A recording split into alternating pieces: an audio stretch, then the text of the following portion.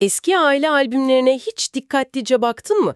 Hani şu siyah beyaz veya hafif sararmış, herkesin en şık kıyafetlerini giyip kameraya o donuk, kusursuz gülümsemelerle baktığı fotoğraflara. Ya evet, o karelerde her şey o kadar müthiş bir uyum içindedir ki sanki o evin içinde hiçbir tartışma yaşanmıyor dersin. Aynen öyle. Kimse hata yapmıyor sanırsın yani. Dışarıdan bakıldığında mükemmel, sarsılmaz bir vitrin gibi dururlar. Ki o fotoğrafların asıl amacı da tam olarak budur zaten. Gerçeği yansıtmak için falan değil, ailenin dünyaya sunmak istediği o idealize edilmiş illüzyonu kayda geçirmek için çekilirler. Çok doğru. Herkesin bir rolü vardır ve o rol o donuk karenin içinde kusursuzca oynanır. Yani işin arka planında dönen fırtınaları sadece o çerçeveye bakarak asla göremezsin. İşte bugün seninle tam da o kusursuz aile fotoğraflarından birinin içine dalıyoruz. O çerçevenin arkasında gizlenen devasa kaosu konuşacağız. Bizi dinlerken zihninde 1975 yılının o efsanevi Yeşilçam evrenini, o muazzam hikayenin göbeğini canlandırmanı istiyorum. Harika bir giriş oldu. Bahsettiğimiz bu evren gerçekten sosyolojik bir maden gibi. Kesinlikle. Şöyle düşün, Bursa'da uçsuz bucaksız arazilerin, büyük bir zenginliğin ortasında dev bir köşk var. Başrolde sert mizaçlı, otoriter ama bir o kadar da babacan toprak ağası Hulusi Kentmen figürü var. Ve tabii onun her daim itaatkar sessiz eşi Şükriye Atav. Ta kendisi. İkisi İstanbul'da okuyan üç oğullarının fotoğraflarına bakıp adeta gururdan eriyorlar. O sahnesi yani bence otoritenin ve ebeveyn beklentisinin ete kemiğe bürünmüş halidir. Babanın kafasında oğulları için çizdiği yol o kadar net ki. Kendince çok kusursuz, değil mi? Aynen. Aksini düşünmek sistemin tamamen çökmesi anlamına geliyor adam için. Bu yüzden o masada sadece bir sevgi gösterisi değil, düpedüz bir güç gösterisi izliyoruz. Babası Tarık Akan'ı canlandırdı. En büyük oğlu Ferit'in fotoğrafına bakıp göğsünü gere gere şey diyor. Doktor çıkacak benim oğlum. Halit Akçatepe'nin hayat verdiği ortanca oğlu Murat için de seneye eczacı çıkacak, başını kitaptan kaldırmaz diye övünüyor. Cengiz Nezir'in oynadığı en küçük oğul Ömer ise sözde mühendislik okuyor. Babanın dilinde sürekli tekrarlanan, adeta bir marş haline gelmiş bir nakarat var orada. Hiç yıl kaybetmeden bugünlere geldiler diyor sürekli, değil mi? Evet, sürekli bir iftihar durumu, sürekli bir üstünlük taslama. Fakat işin komik tarafı ne biliyor musun? Akşam yemeğinde anne, Ferit için su böreği, Murat için kuzu dolma yapmış. O dönemin klasik şımartılmış erkek çocuğu menüsü yani. Tam olarak öyle. Baba, masanın başında göğsünü kabartıp çocuklarını övdükten hemen sonra birden İstanbul'un tehlikelerinden dem vurup başkalarını eleştirmeye başlıyor. Ne diyor tam olarak orada? İstanbul'da karı kız peşinde koşanlar, kumara batanlar, siyaset peşinde koşanlar var diyerek esip gürlüyor. Ya kendi çocuklarının İstanbul'da saniye saniye ne yaptığını başkalarının çocukları yapıyormuş gibi anlatması muazzam bir körlük gerçekten. Heh, tam da bu noktada sana katılmıyorum işte. Buna sadece körlük deyip geçemeyiz bence. Hani kendi evinin alev alev yandığını izleyip komşunun mangal ateşinden çıkan dumana laf etmeye benziyor bu. Çok iyi bir benzetme oldu bu. Düşünsene, adam doktor olacak diye beklerken bizim Ferit tıp okumak yerine çapkınlığın kitabını baştan yazıyor. İkisi kız kardeş olmak üzere tam 3 kızı aynı anda idare eden devasa bir yalan makinesi kurmuş. Murat da kafasını iskambil kağıtlarından kaldıramayan bir kumarbaza dönüşmüş durumda. Küçük kardeş Ömer ise tamamen sokak siyasetine batmış, babaları o masada saydığı o yozlaşmış listenin bizzat kendi çocukları olduğunu nasıl farkına varmaz? Yani bu kadar kör olunabilir mi gerçekten? Gerçekten devasa bir paradoks bu. Ama bunun altında yatan psikolojik mekanizmayı anlamamız lazım bence. Nedir o mekanizma? Bu sıradan bir cehalet veya saflık değil. Bu sosyolojide ve psikolojide narsistik ebeveyn projeksiyonu dediğimiz çok bilinçli bir reddediş durumu. Yani gerçeği bilerek mi görmezden geliyor? Bir nevi evet, otorite figürleri çocuklarını birey olarak değil, kendi mükemmelliklerinin birer uzantısı olarak görürler. O masada baba aslında çocuklarını falan övmüyor. Kendini övüyor yani. Aynen öyle. Kendi verdiği eğitimi, kendi genlerini, kendi mükemmel babalık imajını övüyor.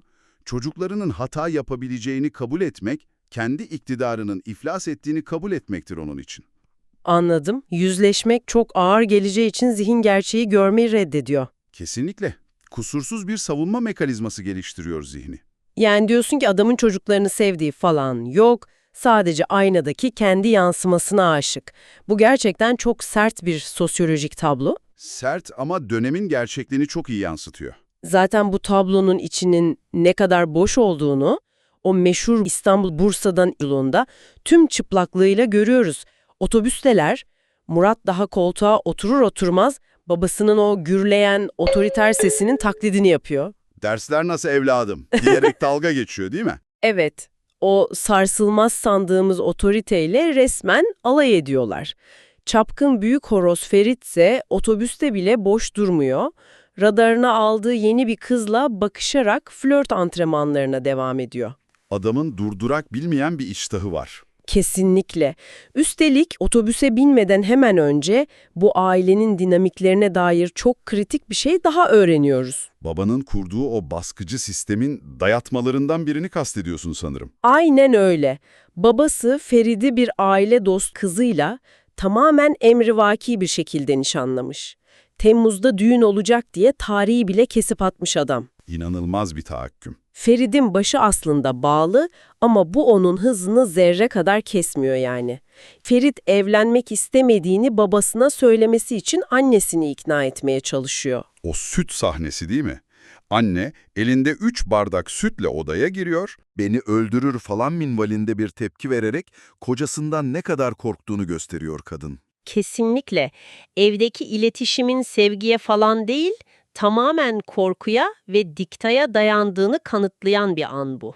Ve o 3 kazık kadar evlat, o korkmuş anneyi ustalıkla manipüle edip, duygularını sömürerek elinden parasını alıyorlar orada. Anneyi resmen bir bankamatik, babayı ise atlatılması gereken bir gardiyan olarak görüyorlar. İşin İstanbul ayağındaki kaos ise bambaşka bir seviye zaten. Orası tam bir sirk. Aynen öyle. Düşünsene, iki kız kardeş birbirinden tamamen habersiz aynı adamı, yani Ferit'i eve getirme planları yapıyor.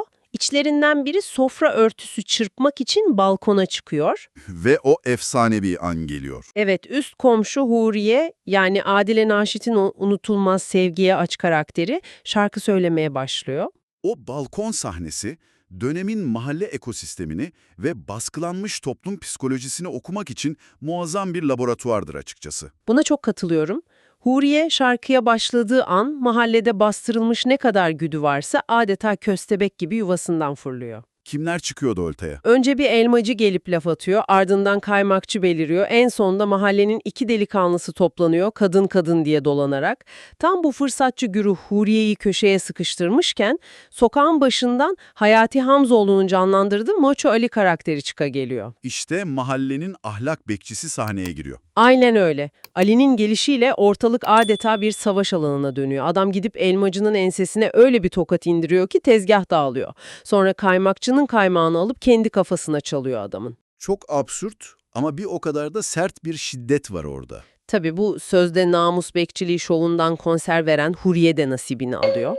Abisinden yediği o dayakla korku içinde alt kattaki kızların evine sığınıyor kadın. Burada durup düşünmemiz gereken çok önemli bir toplumsal ikiyüzlülük var bence. Ali karakteri mahallenin o dışarıdan atanan ahlak polisi rolünü üstleniyor güya. Güya evet. Fakat dikkat edersen sorunu falan çözmüyor. Sadece şiddeti meşrulaştırıyor, kendi otoritesini kurmak için hem tacizcilere saldırıyor hem de mağduru cezalandırıyor. Tam da burada durup zihninde canlandırmanı istiyorum. Bir yanda ilişkiden ilişkiye koşan, sınır tanımayan, insanların duygularını sömüren Ferit var. Diğer yanda abisinden dayak yiyip alt kata sığınan ve kızlara şey diyerek ağlayan Huriye var. Sizin flörtünüz var, benim o da yok diye hıçkırıklara boğuluyor kadın. Gerçekten çok acı bir sahne. Ben burada biraz kafam karışıyor açıkçası. Bu iki zıt karakterin aynı hikayede bu kadar keskin bir şekilde karşı karşıya gelmesinin asıl amacı ne sence? Sadece dramatik bir kontrast mı yaratılmak istenmiş? Hayır, bu kesinlikle sadece dramatik bir kontrast değil. Bu durum, sevginin ve ilginin toplumda nasıl tüketildiğine dair çok yapısal bir eleştiri. Biraz açar mısın bunu? Şöyle düşün, Huriye sevgiye, şefkate ve sadece bir birey olarak görünür olmaya o kadar aç ki, mahalle arasında gazete satan sıradan bir adamın mırıldandığı Türkiye bile mest oluyor. Selvi boylum geç buradan türküsüne. Aynen öyle. Kendini bir an bile olsa değerli hissedebilmek için sevginin kırıntısıyla hayatta kalmaya çalışan çaresiz bir açlık bu. Ferit ise tamamen diğer uçta konumlanıyor. Ferit tok mu diyorsun? Ferit o iki kızı parmağında oynatmaya devam ediyor. Birine seni adalara götüreceğim yalanını savuruyor, diğerine sinemaya bilet aldım diyerek zaman kazanıyor. Sürekli birilerini yedekte tutma hali. Tabii, bu iki kardeşi cebinde yedekte tutarken üçüncü bir kızla arabada geziyor beyefendi. Radyatörde su yok, alıp geleyim. Ve kızı arabanın içinde buluyor. Neden? Çünkü bizim aslanımız ufukta yeni bir ceylan görmüştür. Bu sahneler bana hep vahşi doğadaki o amansız hayatta kalma mücadelesini, bildiğin bir Serengeti belgeselini hatırlatıyor. Çok doğru. Av ve avcı dinamiği metropolün o acımasız kalabalığında yeniden üretiliyor resmen. O meşhur sahneyi gözünün önüne getir. Avımız yani Gülşen Bubikoğlu'nun hayat verdiği Zehra karakteri çimenlikte uzanmış tatlı tatlı uyumaktadır. Aslanımız Ferit sinsice yaklaşır. Önce şöyle bir bakar, etrafı kollar, durumu tartar Avına odaklanıyor yani. ve sonra hiçbir uyarı, hiçbir işaret olmadan şakadanak diye kızı öpüverir. Bu sahne Yeşilçam'ın o klasik yaramaz ama tatlı aşık şablonuna çok uyuyor. Maalesef uyuyor, evet. Kız dehşet içinde uyanıp manyap, deli diye Ferit'e saldırıyor. Etraftaki insanlar toplanıyor. Ama Ferit zerre kadar utanmıyor değil mi? Asla. Aksine sırıtarak kıza öpücükler atmaya devam ediyor pişkin pişkin. Hatta otobüs giderken sarkıp kızı camdan tekrar öpüyor. İnanılmaz bir ısrar. Şimdi ben burada şeytanın avukatlığını yapmak istiyorum biraz. Sonuçta bu 1975 yapımı romantik bir hikaye evreni. Biz bugün 21. yüzyılın merceğiyle bakıp bu yaramaz aşık figürünü biraz fazla mı acımasız yargılıyoruz sence? Kesinlikle hayır. Fazla acımasız falan yargılamıyoruz. Aksine geçmişte bu tarz eylemlerin ne kadar normalize edildiğini yüzümüze çarpması açısından çok hayati bir detay bu. Yani dönemin şartları deyip geçemeyiz mi diyorsun? Geçemeyiz tabii ki. Bunu romantizm olarak okumak son derece tehlikeli bir yanılgıdır. Ferit'in yaptığı şey rızasız bir eylemdir. Nokta. Karşısındaki kadının uyuyor olması da cabası. Kesinlikle. Savunmasız bir anında bu ihlalin gerçekleşmesi durumu çok daha vahim kılıyor. Bu romantik bir kur yapma falan değil, kadının beden bütünlüğünü, tercih hakkını ve hayır deme lüksünü tamamen yok sayan düpedüz bir tacizdir. Ya benim olacaksın ya benim zihniyeti yani. Tam olarak o zihniyetin, o dönemin cilalı şablonlarıyla nasıl sevimli gösterilmeye çalışıldığının en net örneği bu. Ferit kadına bir yaşam alanı bırakmıyor ki. İnanılmaz doğru bir tespit yaptın. Kadının sınırlarını ihlal eden bu yapışkan, sınır tanımaz tavır sonrasında da ısrarla devam ediyor zaten. Ferit bu kızı bir bebek mağazasında çalışıyor buluyor. O dükkan sahnesi de ayrı bir fiyaskodur. Taktik o kadar profesyonelce ki gidip 25 aylık bebek için kıyafet ve biberon alıyor.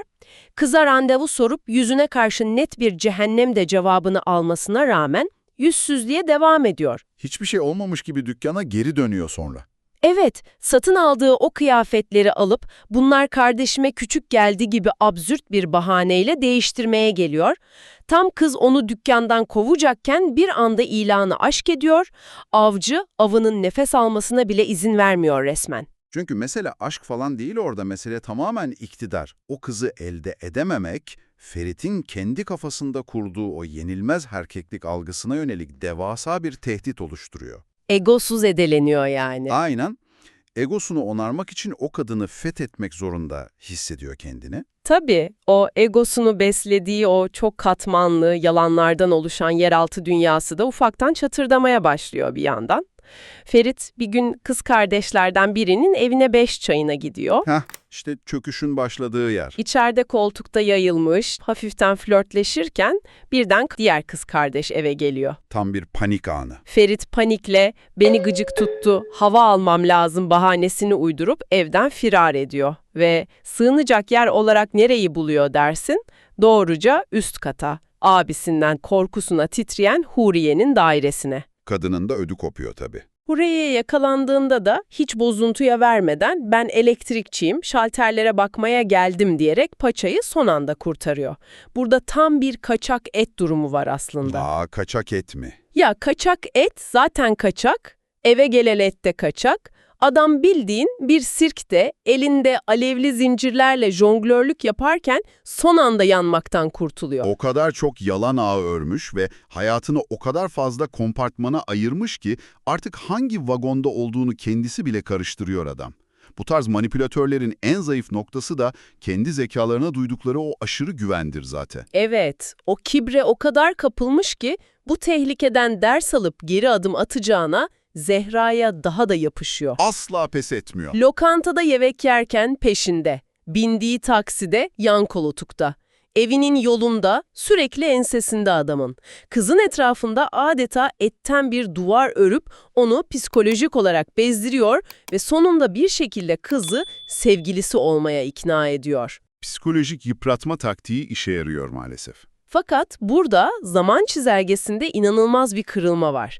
Ferit, Zehra ile ilgilendiği o kritik 15 gün boyunca cebinde tuttuğu diğer kızlara hiç uğramıyor. 15 günlük kapkaranlık bir boşluk var ortada. Ferit'in hayatındaki tüm saatli bombaların aynı anda patlayacağı o efsanevi an. Çünkü hiçbir yalan, hele de bu kadar çok insanın duygularının dahil olduğu bir yalan uzun süre sürdürülebilir değildir. 15 gün boyunca o kadınların gerçeği hiç sorgulamaması, o manipülasyonun derinliğini gösterse de gerçeklik eninde sonunda gelir o kapıyı yumruklar. Ve o kapı öyle bir kırılıyor ki ortaya çıkan tablo resmen gerçeküstü. Ferit'in evine sırayla bütün o kandırdığı kızlar gelmeye başlıyor. Kardeşlerin hallerini hatırlıyor musun peki? Sorma. Murat ve Öner ter içinde panik halinde kızları ayrı idare etmeye çalışıyorlar. Derken Zehra diğer kızları salonda görüyor. İşte o sessizlik anı. Kızlardan biri gayet saf ve gururlu bir şekilde "Ben onunla 2 yıldır sözlüyüm" diyor Zehra'ya. O an iki kız kardeş aynı adama aşık olduklarını, aynı adamın evinde olduklarını fark ediyorlar. Herkesin yüzündeki o donuk ifadeyi bir gözünün önüne getir. Şok geçiriyor hepsi, haklı olarak. Tamam, oyun bitti dediğimiz an daha da beter bir şey oluyor. Ferit'in Bursa'daki asıl nişanlısı ve ailesi de aynı salona adım atıyor. Düşünsene, o salonda olsaydın ne hissederdin? Kaçacak delik arardım herhalde. Tam buyurun cenaze namazına anı. Bir insanın hayatı boyunca söylediği bütün yalanlar, kandırdığı bütün kurbanlar aynı metrekarenin içinde birbirine bakıyor. Tam bir yıkım ve yüzleşme anı bu. Ferit'in kadınlar üzerinde kurduğu o sahte ve kibirli iktidarın bir saniye içinde kağıttan bir kule gibi yerle bir oluşunu izliyoruz sahnede. O kağıttan kule sadece yıkılmakla kalmıyor, enkazı direkt Ferit'in üstüne çöküyor. O ana kadar birbirine düşman olabilecek kadınlar bu devasa ihanet karşısında muazzam bir dayanışma içine giriyorlar. Birleşip intikamlarını alıyorlar. Hem de ne intikam. Birlik olup Ferit'i yaka paça yakalıyorlar, merdivenlerden sürüklüyorlar ve nereye hapsediyorlar biliyor musun? Nereye? İçeride erkek geldi diye kriz geçiren Huriye'nin evine. Bu hikayedeki en ironik adalet dağıtımı olabilir gerçekten. Kesinlikle öyle. Avcının tamamen kontrolü kaybedip kendi kurbanlarının elleriyle başka bir açlığın ortasına atılması harika bir sembolizm. Ferit'in tüm o toksik gücünün elinden alındığı, av konumuna düştüğü an burası. Ama bekle, asıl hesaplaşma henüz başlamadı bile. Bursa'da nişanlısının babası o utançla bütün hediyeleri Hulusi Kentmen'in yüzüne çarpıp iade edince işler değişiyor. Büyük patron sahneye çıkıyor. O babacan sandığımız yemek masasında gururlanan otoriter figür öfkeden deliye dönmüş bir halde İstanbul'a baskın yapıyor ve bölümün başındaki o kusursuz fotoğraftaki illüzyon cam kırıkları gibi etrafa saçılıyor. Baba İstanbul'da nasıl bir manzarayla karşılaşıyor dersin? Hepsinin foyası dökülüyor teker teker. Aynen. Önce karakola gidiyor. En küçük oğlu Ömer sokak protestosunda tutuklanmış, babasından evire çevire dayak yiyor. Sonra kumarhaneye gidiyor.